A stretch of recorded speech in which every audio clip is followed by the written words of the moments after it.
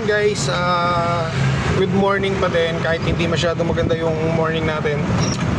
At yun, gaya nga ng post ko, nag-collapse yung phone ko. So doon nakalagay lahat yung mga videos na for upload dapat natin itong mga susunod na araw.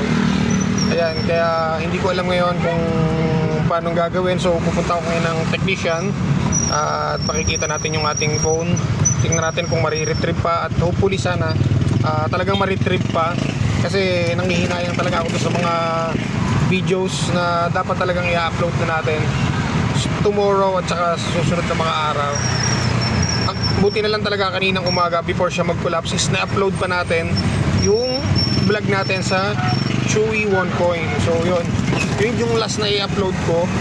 At yun, after nun, mga ilang minutes lang biglang biglang siyang namatay. So hindi ko alam kung ano nangyari. So patitingnan natin. Papunta na tayo ngayon dun sa technician ng phone. Sana lang talaga kaya pang ma-retrieve yung mga videos and files na nakasave dito sa phone. So ayan, ito yung nangyari. Pakita ko muna sa inyo.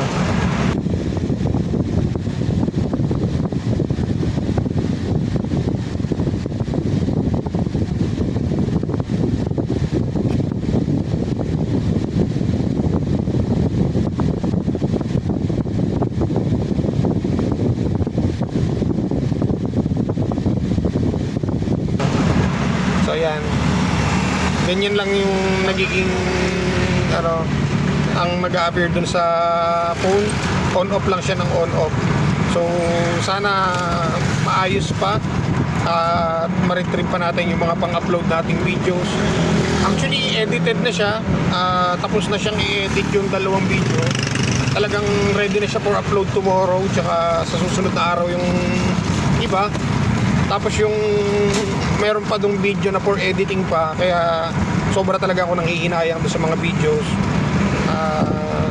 Yun, malungkot pero kaya yan at alam ko naman na hindi tayo pababayaan ni Lord. At sana pagdating natin doon sa technician is ma-retrieve pa siya at ma-save pa natin yung mga files na nandoon sa phone. So yun, abangan nyo na lang guys. Medyo medyo down yung energy ko ngayon, pero pilitin natin maging positive. Alam naman natin kakayanin natin to. So let's go, punta na natin. Update, nandito na tayo ngayon sa may crossing Calamba. Punta na tayo dun sa cellphone technician. So good thing mga idol, kasi kanina nung pagtingin ko sa phone, nabuhay siya. And kahit pa paano nakapag-save pa ako or nakapag-share pa ako ng ibang mga files doon sa isang phone. Kaya lang nag-on off uli siya. Kaya siguro talagang need na talagang matingnan to ng technician. Dito na tayo ngayon sa technician ng ating cellphone, si paring Kenneth. At good thing mga ka-idol, hindi program at CPU yung problema. Nagkaroon lang siya ng problema dun sa kanyang on-off switch. Siguro yung membrane niya is parang nag-collapse na. So yun na lang yung papalitan. At good thing, hindi mabubura yung mga files natin. So safe na safe pa rin yung mga pang-upload natin. So sa lahat ng mga gusto magpagawa ng cellphone, dito lang to located sa may terminal ng crossing. Malapit lang siya sa Minute Burger. Pasya lang kayo dito, hanapin nyo lang si paring Kenneth.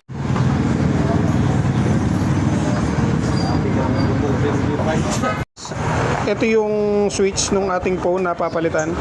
So yan, ang liit-liit lang. Grabe yung epekto sa atin. So ayan guys, all goods na. Ito na.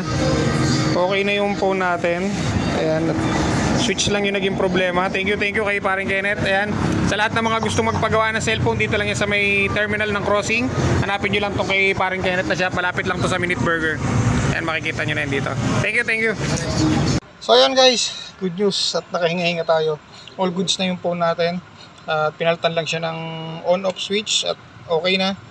So thank you talaga at na-save pa yung mga files natin. Medyo nakahinga tayo na maluwag din. See you in our next vlog.